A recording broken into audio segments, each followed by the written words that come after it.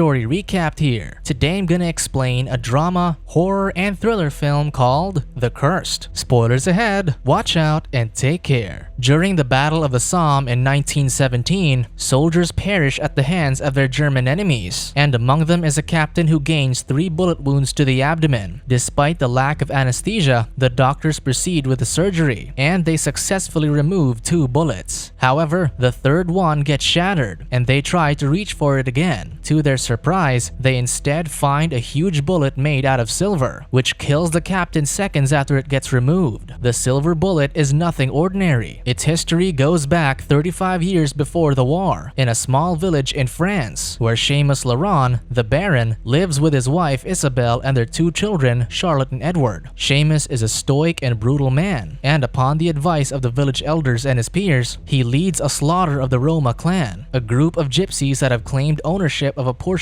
of their lands. However, the Roma priestess has foreseen their impending doom the night before. For this matter, she tasks one of her trusted men to create a silver denture in the form of a wolf's fangs to serve as protection for the battle to come. On the day of the slaughter, Seamus' men torture and kill all of the Roma people. However, the priestess and her right-hand man have suffered way more than the others. After failing to escape, the man suffers a brutal death as his hands and feet get chopped off. He is also tied to a cross like a scarecrow to serve as a warning to other people who are planning to settle in the area. Meanwhile, the priestess gets buried alive, and as she slowly sinks into her grave with the silver fangs in her chest, she casts a curse that'll haunt the enemies in their sleep until they summon the Dark One. That night, Charlotte, the Baron's daughter, dreams of the scarecrow and the silver fangs that are buried beneath it. A few days later, Edward also sees the same dream, but this time, the Roma priestess appears, causing him to scream in fright. Soon after, all the villagers, including the little children, begin having nightmares about the scarecrow and the silver fangs. One day, as Charlotte and Edward play with the other kids from the village, their friend Timmy reveals that he knows where the scarecrow from their dreams is. After making the Baron's children swear to keep the information confidential, Timmy leads everyone to the scarecrow and later encourages them to dig up the so-called treasure. However, he gets into a petty argument with Charlotte, which forces him to do the job instead.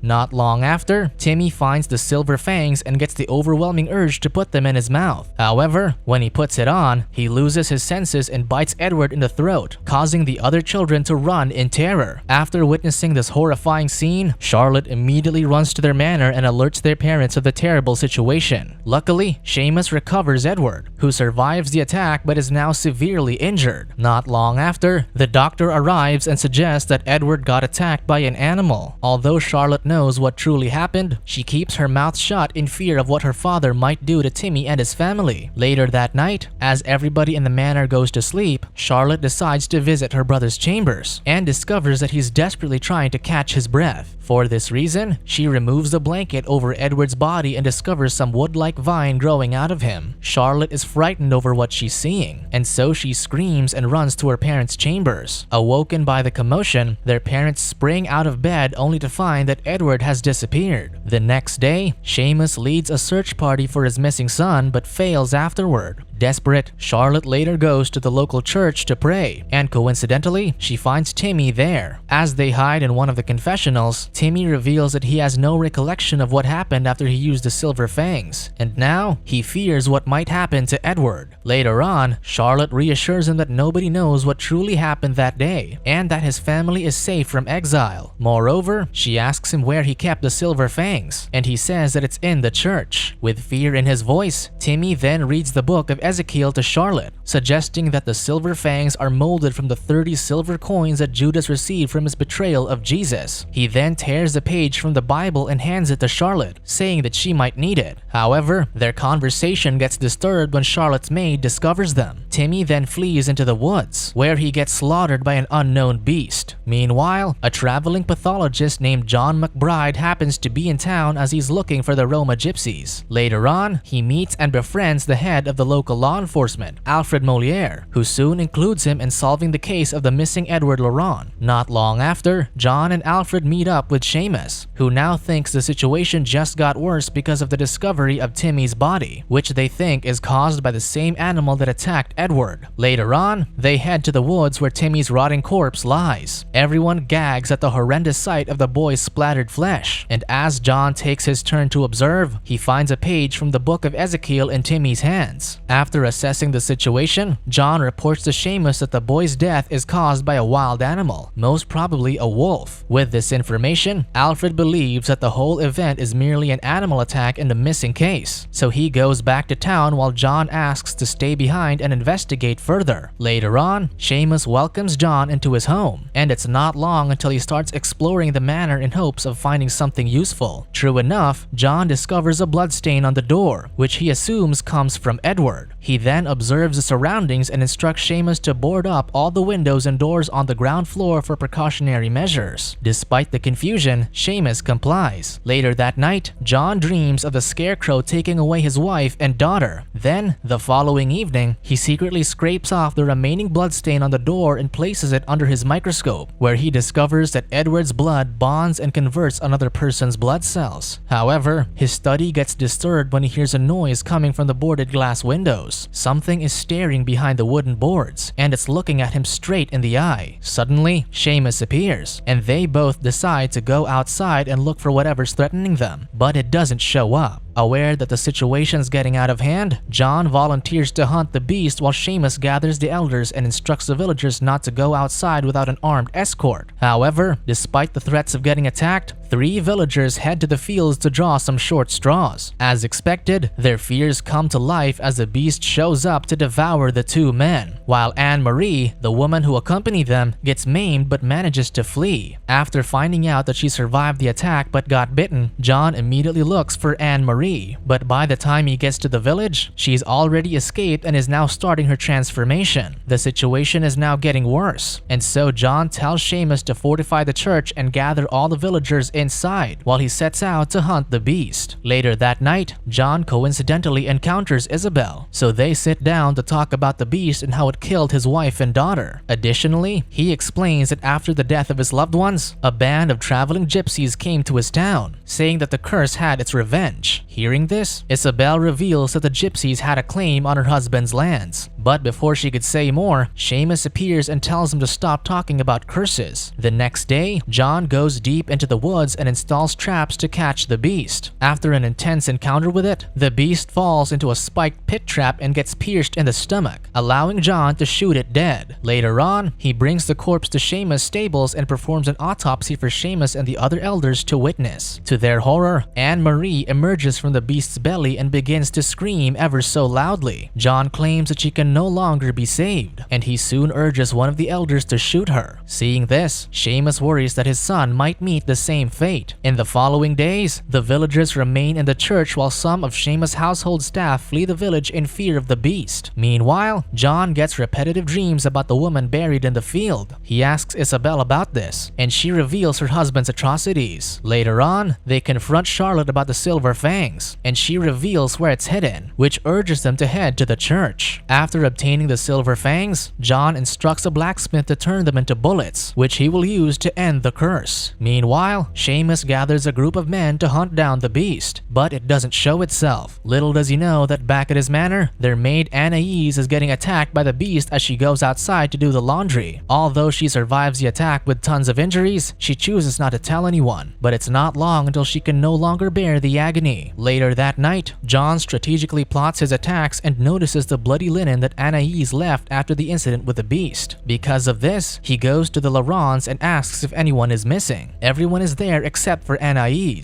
who discreetly left to tend to her wounds. However, Seamus has had enough of John, and he commands him to leave the village, to which Isabel protests. Later on, the 2 men get into an argument, and it ends with John insisting on staying until the army arrives. As John guards his post on the second floor, Anais has already begun her transformation, causing her to breathe rapidly and scream in agony. The weird noises alert Seamus, so he grabs a gun and heads to the maid's quarters, where he gets maimed by Anais, now fully transformed. In his intense fight for survival, he drops the candle, which lights the whole room on fire. Meanwhile, John momentarily leaves his post and runs into Isabel, who gets awoken by all the thuds from upstairs. As she asks where her husband is, Seamus successfully shoots the beast, and the gunshot urges John to head upstairs. However, by the time he gets there, the room is engulfed in flames, and all that remains is the beast's corpse. Meanwhile, Isabel screams from the ground floor and later informs John that Seamus ran outside. After telling Isabel to find Charlotte and flee because the house is on fire, John sets out to follow Seamus, who he catches entering the stables. Worried about his inevitable fate, Seamus drenches himself in gas and lights himself on fire before he transforms and attacks his own family. John tries to stop him, but it's too late, so he hurriedly returns to the manor. Meanwhile, as Isabel and Charlotte attempt to flee their burning home, they encounter the final beast, so they are forced to go back up and hide from it. Not long after, they manage to escape and meet up with John, advising that they should head to the church where it's safe. However, the beast trails behind them, but they manage to get to their destination unharmed. Inside, John speaks to the other men and tells them that he has the silver bullets that the beast fears, and that they should shoot it in daylight where they'll get a clear shot. Later that night, as everybody is fast asleep, Isabel hears Edward's voice and opens the church's doors. Although the people try to stop her from doing so, it's too late, since the beast is already waiting outside, ready to attack. The beast slaughters everyone it encounters, including the elders and villagers. However, in John's attempt to use the silver bullets, Isabel stands before the beast to stop him from shooting it. Left with no choice, John pulls the trigger, and the bullet pierces through Isabel's body and into the beast. As Isabel lies on the cold floor with her last breaths, she finds that Edward has reverted into his human form. The bullet ends the curse, and the young boy survives, but his mother doesn't. Now left with no home and parents, John decides to raise the Laurent siblings. Before they depart from the village, Charlotte returns the 3 silver bullets to John, which she found on the church floors. 35 years later, it is revealed that Edward is the injured captain with a silver bullet, which has remained in his body since he got shot as a young boy. As Edward dies on the operating table, Charlotte retrieves the 4th bullet and returns it to John, who is now bedridden and dying of old age.